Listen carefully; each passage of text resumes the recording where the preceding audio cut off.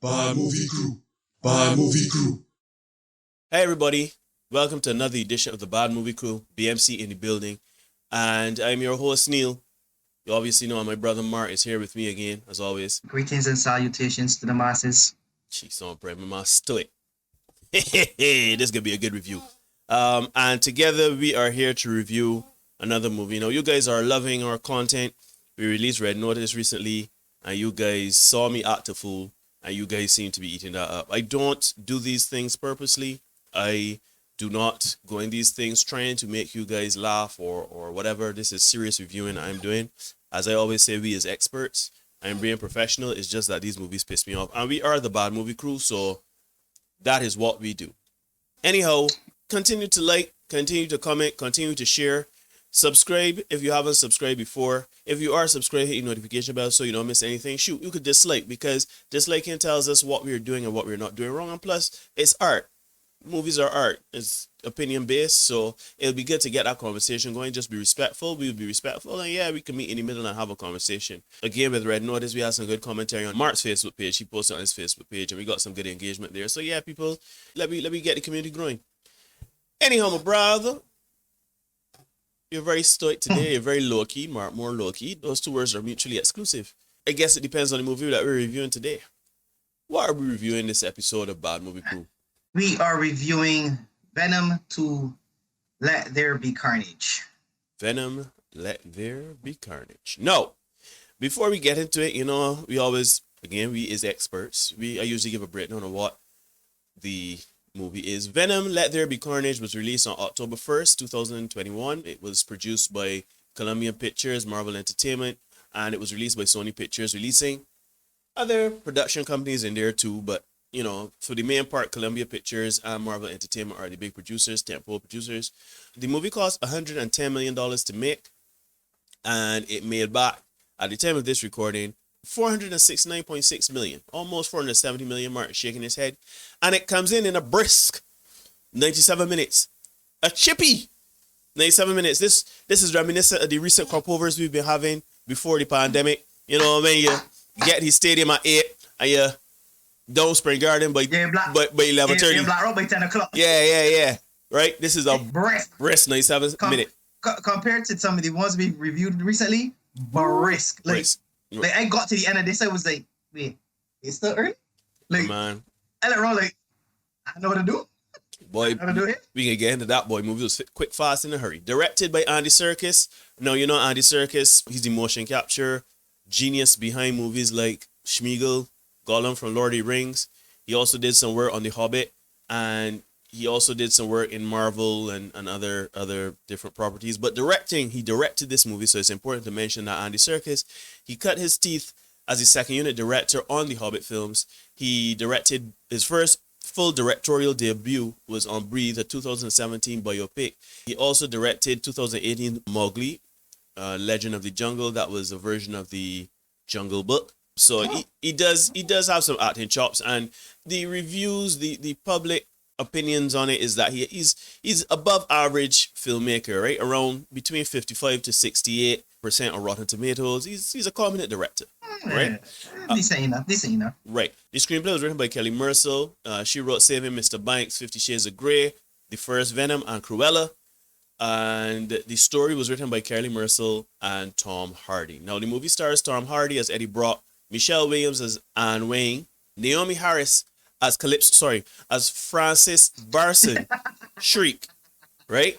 And Woody Harrelson as Cletus Cassidy, Carnage. Now, before we get into it, spoiler alert, we will be spoiling this movie. We will be talking about the first Venom as well as this Venom, the whole Venom universe, and we may even touch on a bit of Spider-Man in the MCU. So, spoiler alert for any of those properties. If you have not watched Spider-Man, the new iterations of Spider-Man, if you have not watched the Tom Hardy's Venom, if you have not watched any of these two movies, we advise you to pause, hit the subscription, give it a like, put it in watch later, and watch the movies and come back to us. We can be here. We ain't getting anywhere. So you could do that right now. We can just wait.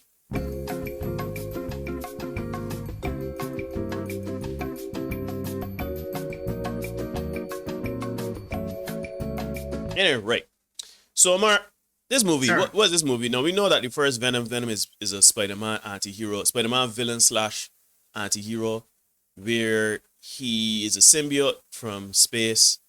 He and a group of them come down here, and this one bonds with Eddie Brock after bonding with Spider-Man. But this movie adaptation is a bit different because there's no Spider-Man in this universe, or at least from what we see, there hasn't been a Peter Parker or Spider-Man in this universe. So the symbiote comes down, tries to bond with some other people, doesn't work out, bonds with Eddie Brock, perfect match, right? Right. Now, he obviously has certain abilities. It has a penchant for brains, and he at heart has the capacity to do good, even though he wants to do it his way, want to eat the bad guys, and etc. etc. So this if you can keep putting him in Arkham Asylum and let it escape. we know that Batman is the worst superhero of all time, Mark. And before y'all DC farm boys come for me, just check the crime rates in Gotham. Just check the crime rates in Gotham. Has it ever gone down or gone up? Don't get better. The crime rate don't get better. All the other cities in the DC universe, the villains just go from them cities and boy, Superman, Flash. We can't beat these men yet, but we could go Gotham though.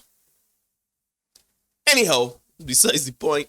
So Mark, I can kick it over to you. What did you think of Venom Let There Be Carnage? You were very sedate, so let's see if this was true in this review. No, I won't say this. I'm a fan of the first one.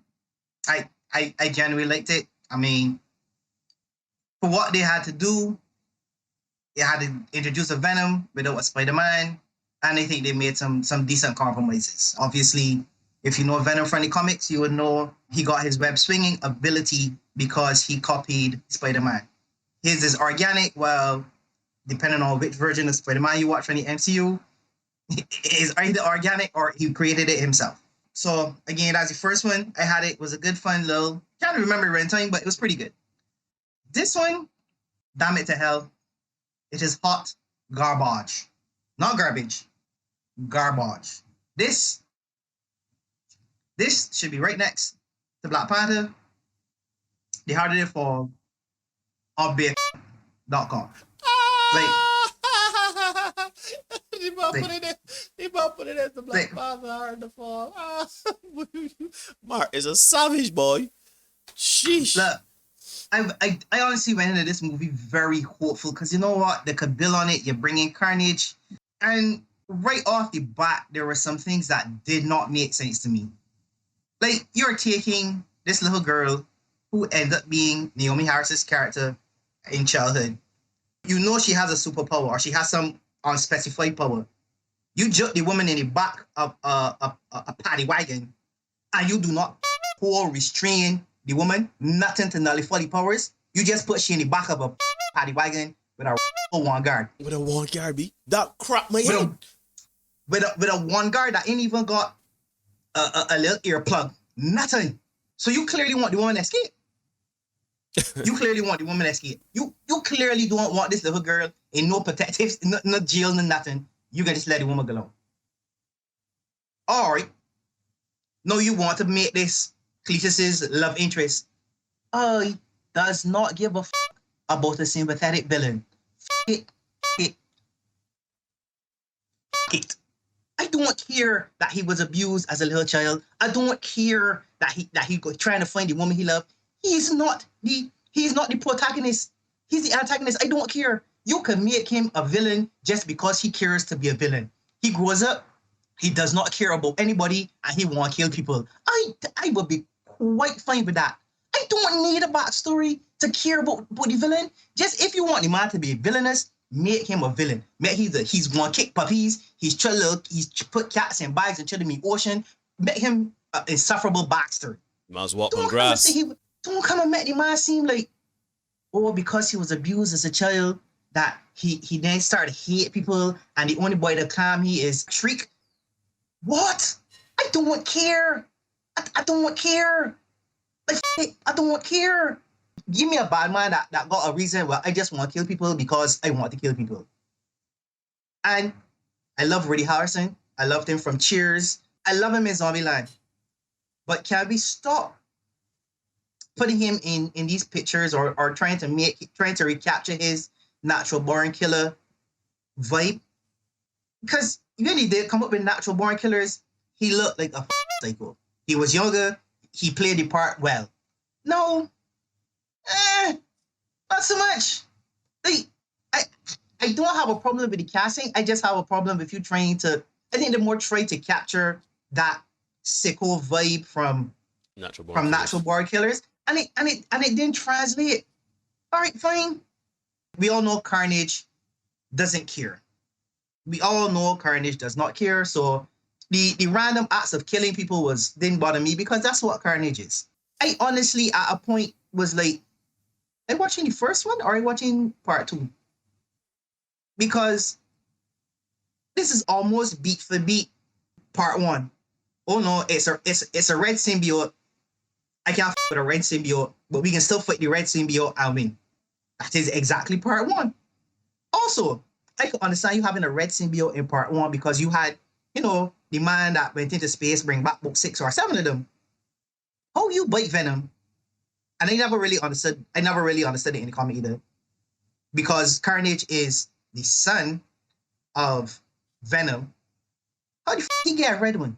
Like, so is there a point in Venom's DNA that he could turn to a red one too and be just an all sickle? That's a little harsh. That's a bit harsh. And then like back to the odd couple thing between Venom and Eddie Brock. Some of the humor hit, some of the humor didn't. And I just think that they tried to manufacture a rift between them that didn't make sense. Because at the end of the first one, they made a deal. You only eat the bad guys. All right, fine.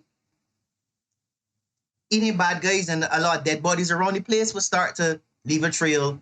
I can understand you want to keep a lower profile. But that drama was so manufactured. I don't want to know if you're watching Real Housewives by Atlanta. All right. Venom is a symbiote. He has powers. But you're trying to tell me the last Cletus cell come home, recreate it perfectly in drawings, had to tell Eddie, but this is where the body's buried. He is in a mother prison where his cell is probably expected at least twice a week. At least twice a week. You're trying to tell me not a motherfucking cop, none of the guards, not even the people that tasked with cleaning the motherfucking jail, they look upon this wall and say, this could be a motherfucking. The thing is, Venom went for Google, That's the thing, Venom do like some sort of symbiote trick.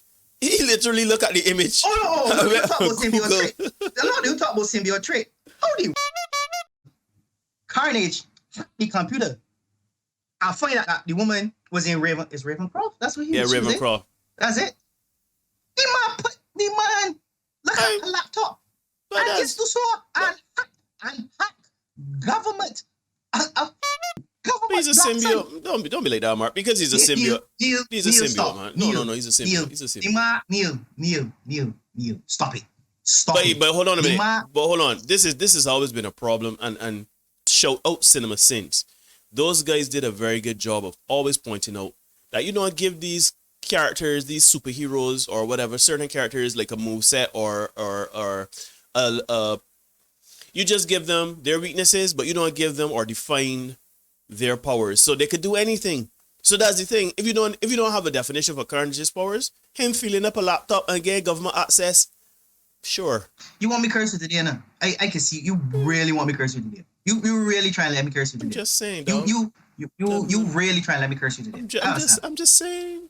That's strike one. That's strike one. Oh, we're going on strikes. We're going on strikes. So if he was going on strike, you know you got strike 10. You know you got strike 5. You know you do Army of Thieves. That's for today's episode. All of a sudden, no, you see, you ain't defining your power set neither. All of a sudden, you know mechanic rules suit you, right? That's right one for this episode. You could try again. You didn't want to curse me last episode. Yes, because too much was enough. I've had enough. Good. Right. I had all I could stand. I can't stand no more. But yeah, like, they did so much shit that did not make sense. Okay, all of a sudden, you break out Street out of Ravencroft in a convertible car that she'd always like. That was her favorite car. Ma'am, you have been in institutional prison from the time you were born. When you to learn to drive. Go ahead, tell me when she learned to drive. I will be it.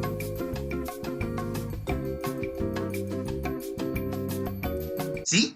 Can't tell me. You just all of a sudden know how to drive and drive with speed. Furthermore, you ain't even drive forward. You reverse. Anybody learn to drive know when you're reversing, there's an orientation thing that you got. You know, if I turn left, I might go right. What? The woman turn it to can Like, block one thing. That's part she powers be. What? What? And then, how is it that the couple, the power couple, the evil couple, have powers that don't complement one another? Symbiotes are allergic to a high mother frequency, and you go put Shriek. To say allergic, it would be kind of put it in mildly. Make contact sound. I don't think hold on, this makes sense. And all of a sudden, Carnage gonna haul up. Well, you need to keep this quiet. I guess you're behind, huh? That's noisy here. Okay, hold on. We at BMC do not condone any form of domestic violence. Mark, if you gotta say that to the people, all right, Hello. fine. No, we do not condone violence of any sort against women. Exactly. Obviously. Good. But I mean, good. But we need to say.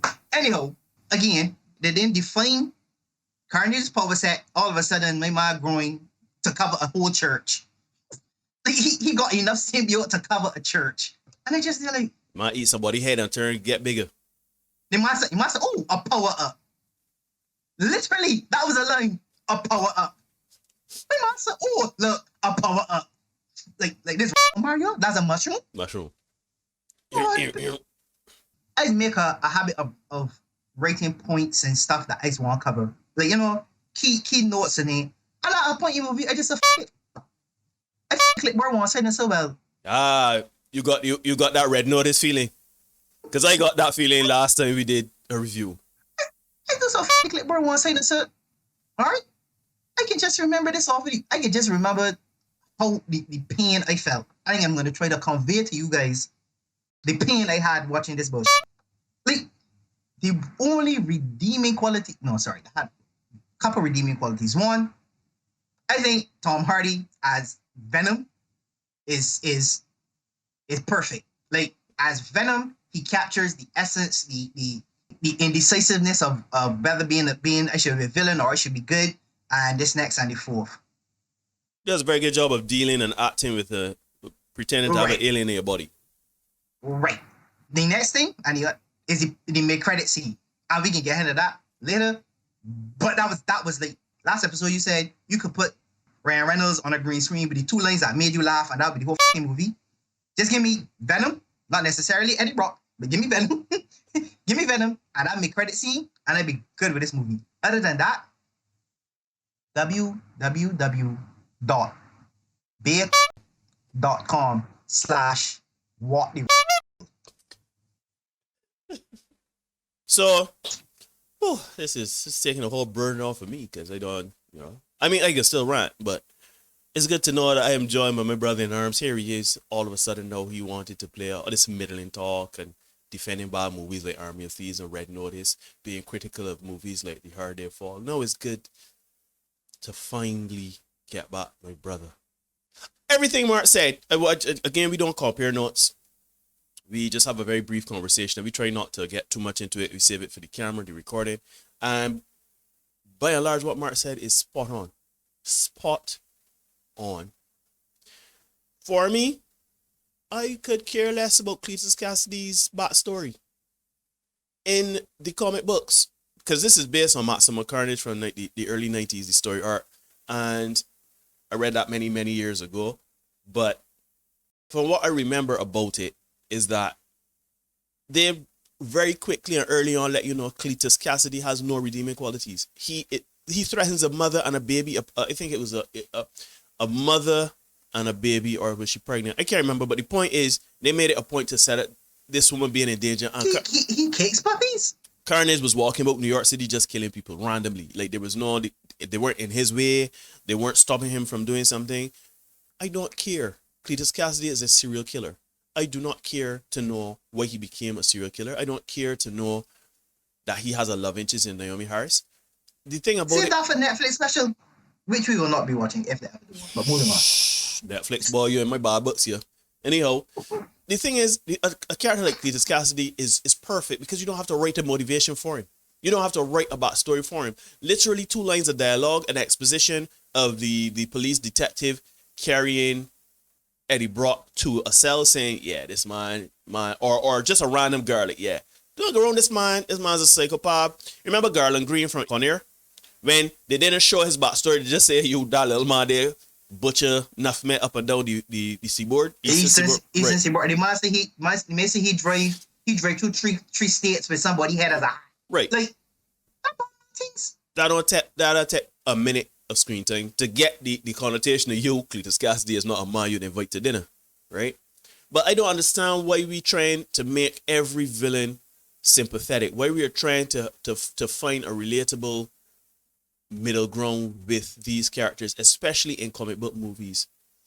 There are some comic book characters that were poorly written for their time, and then there are some that were perfectly written, and then you got characters like Carnage, you got villains like Carnage that literally was written to show, if you thought Venom was bad, this man is worse. This man worser still, as I can't remember where you get that from, but it's worser still. This man is just a force of sheer evil. There are characters like that. There are people like that walking about right now. So I understand you have a social responsibility. You don't want to, you want to soften the blow for the general audience or whatever, but I don't care. Mark doesn't care. And I'm sure people that don't know anything about Venom, Spider-Man, Marvel, they don't care either. So no one in your audience cares about Cletus Cassidy's backstory and why he is bad. That's number 1. Number 2, you have never shown Cletus Cassidy to be a free man. He has always been institutionalized. You forced the backstory on me where he was a kid abused by his family. He murdered them, and he goes into a reformatory for children. Yeah? He is not a free man, but he got bodies buried somewhere. When he had time to do that, they ain't say that he escaped the time. They ain't sure that he was ever paroled or free, or they gave him an opportunity to be a regular member of society. No. But this man got bodies buried somewhere. So you either giving me the man backstory, or you not giving me the man backstory. But you can't half-ass his salient MO. You can't give me part of his backstory as a child and his love for Naomi Harris's character, and then come and just throw in like, yeah, he just got some bodies buried here and there to a beach. When he had time to do that, but you ain't show me no time that the man was free. The love story between Naomi Harris and Woody Harrelson, to me, is easily the worst part of this plot, worst part of this story, because I did not care. I did not care. You're trying to manufacture tension between Cletus Cassidy and Carnage by having her be Shriek, and as we said earlier, Carnage doesn't like that. Less noise in this church. Sit down in the pew and keep your tail quiet. And there's that. Don't hurt my woman, Cletus Cassidy. Don't hurt my wife. Whatever. I don't care. You know how this could have gone? This could have gone as Cletus Cassidy breaks out of prison, goes to attack or murder Naomi Harris's character, but she yells at him. Carnage comes out or whatever, and she realizes, but he's a freak just like me. Two of them, I don't know, form a bond or whatever, and because they're both kind of crazy because they've been institutionalized for so long, and then get down the road. I don't need to know that they was 16 years old and in love, and that she saved him from a bunch of. But I don't care. I do not care. Not for Cletus Cassidy. I do not care. You show me that, and I'm just like. And it's fascinating, Mark, because this movie is 97 minutes. So imagine if you'd have cut that out. But you see, we would have been at about 60. A good run time for that. A good run time for this shit. That so, for those of you that don't know, 90 minutes is considered a feature film, and Hollywood tries very hard to get movies to 90 minutes so that it could be considered a feature film. You know what I mean? That can have the pomp and pageantry of a full length movie. Anything shorter than that is considered a short film or whatever. There's obviously consideration for the Academy, etc., etc., etc. So I almost feel like that is why they ham-fisted certain scenes into it, and they had to do. You know what I mean? That's a good. Yeah, I didn't look at it that way, but I see your point. Right. So if you take all that Naomi Harris, Woody Harrelson behavior at the beginning, the intro to the movie or whatever, the prologue, you have no reason to have this movie and it's so weird because Furthermore, if you take that out, you have no motivation in the movie. but why do you need a motivation for Cletus Cassidy's character? Carnage don't need motivation to kill. I agree, but I agree with you. But that's the route they chose to go. Well, that's the hill they decided to die on. But the movie is 97 minutes, and it is strange because it rushes through things. Now, generally on this channel, especially the movies that we've reviewed recently, they've been very long. 2 hours, almost, or a little above, real long movies.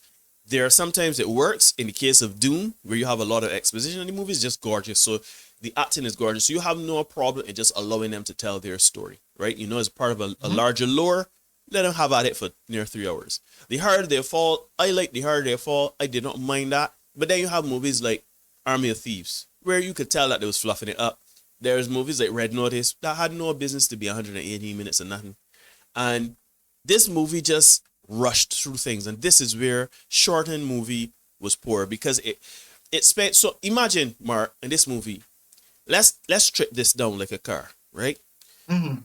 You take out the Naomi Harris, Woody Harrelson art. You take out their whole love thing. You take out, or you minimize.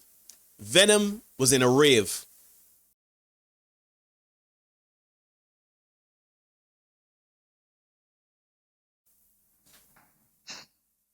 I forgot about that here. Like that part blank out from my mind.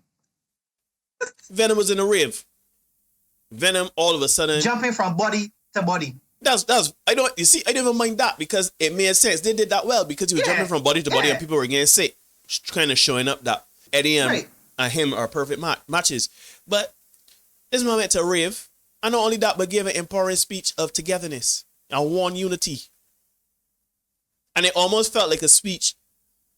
I don't necessarily mind it, but it was a bit heavy-handed in, we are one people. It's kind of like, I felt like it was speaking to our sexual orientation. That's also how I perceived it. I felt like it was talking about, trans. Some identity politics. You could say identity politics, right? Thanks. But funny enough, I didn't get that. I think they intended it to be. They tried to probably make him remorseful for leaving Eddie. That's like, although he was having fun, given that speech, he still could. There was still points where he was saying, "Yeah, well, I wish you could have seen me. I got this. I wish Eddie could see me, and that he can't. That the people can't sustain him."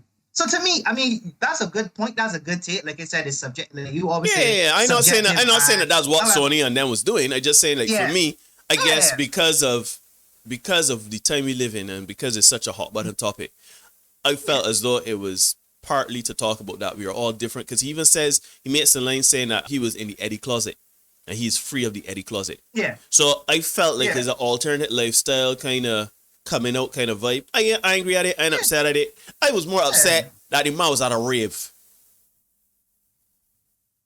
And people are taking pictures and a for all black man in ooze walking by the place. He's like, yo, cool costume. No. That is an alien. That is an alien. That was another thing that pissed me off too. The most famous criminal broke out of jail, and my man is walking down San Francisco Street normal. Man breathing. Man, I know what to tell you. Man breathing. If you cut down all of it, because it felt like a lot of filler was in this movie, which is weird for a movie that's 97 minutes. It was a lot like the whole Eddie and Venom dynamic. I understand what they were going for, but it went on for too long. It's like, I got it. I get it. I get it.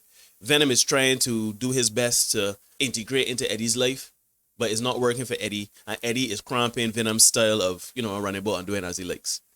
We get it. He's a destructive force in Eddie's life. Eddie is destructive in his own life too. I understand you're trying to juxtapose these two characters to show that they're different, but they have their similarities, and that's why they're a perfect match. But I got that. I got that by the breakfast scene where he was there cooking up everything and Eddie was just standing up there. I got it from then. I get that from part 1. Right? And that's fine. You are right. So to me, if you cut out a strip of all of that, you ain't got the movie. And it's almost like, I feel like I don't want to speak ill of the screenwriters or the story writers and everything like that. It's just, or the director, it just seems as though I would love to see what was on the cutting room floor. And I would like to see what the rewrites were. Because it's like, Just a lot of throwaway stuff. But if this is what meant print, what was thrown away? Anyhow, All right, Jane. I was like, when we went into the third act, I was like, yo, we in the third act already? What time it is? Watching the movie for hours, like, Lord of mercy, we getting the road quick, right? As you say, me in Black Rock by the Green Gates, right? So it was weird. I don't know. I think this is one of the instances they could have done with an extra 10 to 15 minutes. Extra 10 to 15 minutes, you cut out some of the backstory. Hold on a minute, just hear me out. I know I don't mean in its current form, no. I don't mean take this movie.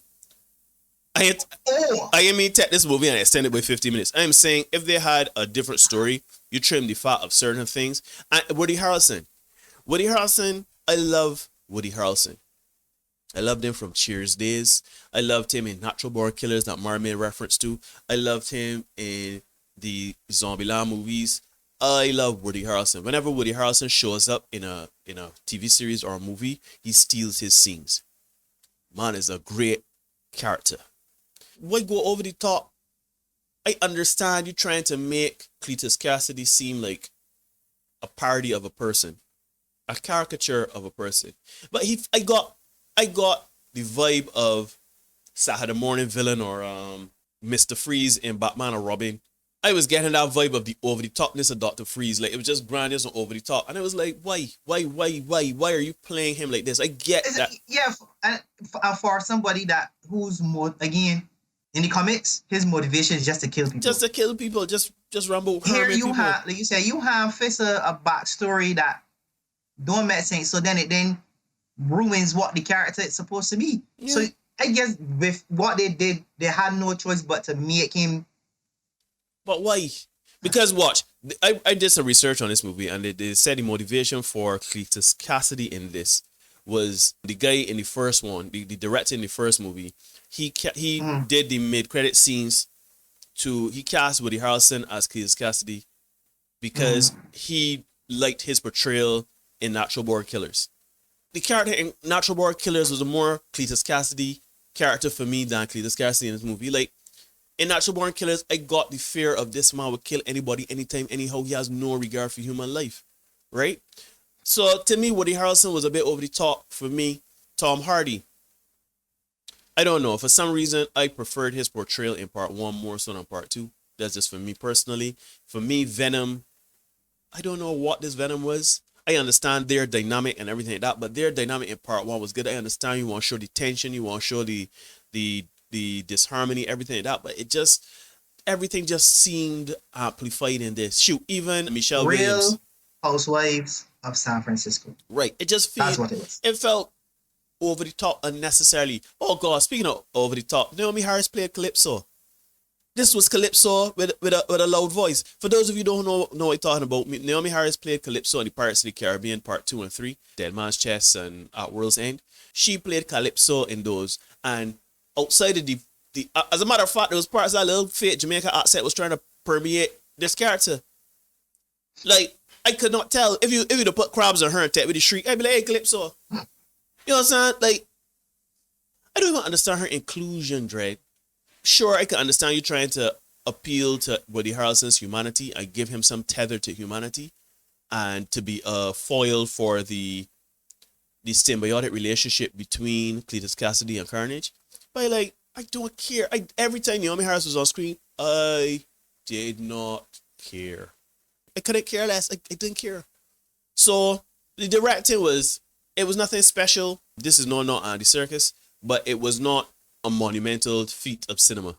I think that, what's his name? Tom Hardy, the motion capture in it was good. I mean, you expect the motion capture to be good for a movie directed by Andy Serkis. Without Marvel money. The whole end of it, the climax of it, sure. I for what it was, I enjoyed it. I can't. You could put the climax from the first one alongside the second one. Same thing. But no, it's not the same thing because I could actually see this battle. In the first one, I could not see nothing. Because the man was in pitch black. Right. You got a dark gray symbiote and a black symbiote in pitch black dark fighting. I could not tell you what was going on. In this one, you at least get a little manufactured. Like, I don't know where this light was coming from, OT City, outside church. I don't know where this light was coming from, but it was bright enough that I could see. The special effects on Carnage, you could see like the translucent type of you know, it was well done. This movie was not, I mean, 110 million. I saw where it went, right? But just the runtime for me and the overacting was a bit, I don't understand why. But as Mark said, let's get to the real reason why I like this movie. We loved it. Well, love is a very strong term. Like is a very strong term. But the reason why we would tolerate this movie is because of the mid-credit scenes. If you had taken that post-credit scene and you literally put that as like a TV spot for advertising Spider-Man No Way Home, we would have taken it. We would have taken it. If you'd have hired Tom Hardy and that extra actor, special effects team, and you took that mid-credit scene, let's take away all of Venom Let There Be Carnage, and you just took that 2 minutes, 3 minutes, however long it was, and you just put that and you say, well, release it on YouTube because, you know, you could just leak things or whatever, put it on television, whatever. And you say, this is from the Venom universe and it is setting up this next phase of Spider-Man where there's the multiverse and everything like that. Neil Hoyt would be, oh Lord, I sure, Mark, we would be happy. That ain't gonna cost, shoot, that might not even cost $2 million. About most $5 million. You could have saved yourself $105 million and you got that. But you know what? Correct. It is a strange happenings for me. This movie is a strange happening for me. And I don't know how we've gotten to a point where we have such great characters, such great story arcs, and we just watering it down for why? Who are you appeasing to? You were saying that he was randomly killing people in this movie. Who you randomly killed? The man killed some people in a truck. The man killed the man in the clothes. I don't count the guards. I don't count the people that he broke. I don't count them because you try to get out. So them and you get rid of them. But the brilliant thing about Carnage, the reason why Carnage was so, he stuck out to me back in the 90s because it was Venom. I love Venom. Okay, Venom is a bad guy, but is he really a bad guy? You know what I mean? And he has that symbiotic relationship with Spider-Man and then with Eddie Brock. But like the Carnage was like, yo, Spider-Man, there's Venom. You see what's going on out here in these streets? I know as a bad man. I need a little help. You said, boy, Spider-Man, some Venom boy. I don't like you, you know, but we ain't gonna work this out. Cause this man here is really a problem. Shoot, when Venom can say, Spider-Man, I need your help because I got a better thing out here than me. I need help. Carnage was a character or is a character where I felt the evil intent. You cannot reason with this force. You cannot talk down this force. All you can do is kill this force. And that is a Herculean effort in itself. So when you take this character, you water him down and you give him Carnage himself was two-dimensional. Shoot, he was even two-dimensional because two-dimensional is what I was describing of Carnage in comic books. This character was one-dimensional, right? I don't know, man. So anyhow, we gotta give this movie a rating mark. Now, ladies and gentlemen, for those of you who don't know, usually we rate these movies out of 5. And that something is usually thematically keeping with the movie. Mark is very good at this, by the way. What we rating this out of? I would normally say dead bodies. I would think dead bodies, but that'd be a little too graphic. So we could go with symbiotes and No. Let me go with chickens. Chickens. Chickens can work. If you don't get away chickens, watch the movie and you'll understand. Shoot, if you get to this point and you don't know what chickens is in Venom Let There Be Carnage, we've spoiled the movie to hell for you. So sorry about that. Correct. But we did warn you early on that I thought. So out of 5 chickens, Mark, what would you rate Venom Let There Be Carnage? Uh-oh. There's a kind of a conflict coming to rate this one. I think I'll give this one chicken. I really just gotta give this one chicken. I will get one. I even feel like one is too much, but I give it one chicken because, like I said, I love the mid-credit scene. It sets up a lot. It leads to so much more. It's a segue. It's a gateway to so much more. And I love Venom. I love Tom Hardy's portrayal of Venom. But I don't think it is enough to redeem this movie. And I cannot realistically, in good conscience, I sleep at night. I just already laying it on here. I sleep real comfortable when they come. Trust me. God, this ain't breaking up my night rest. Well, for me, I get 1 1/4. I get a breast and a leg. 1 1/4 chickens because, shoot, if you want to know how I feel about it, talk to Mark. Mark, just rewind and you hear Mark saying. Add to that the fact that the runtime was very problematic for me. I feel like they spent so much time fluffing up a bunch of it. How do you fluff a 97-minute movie? You was in problems to start story-wise if you fluffing up 97 minutes a movie. But yeah, 1 1/4. I thought there was, the post-credit scene alone is a chicken.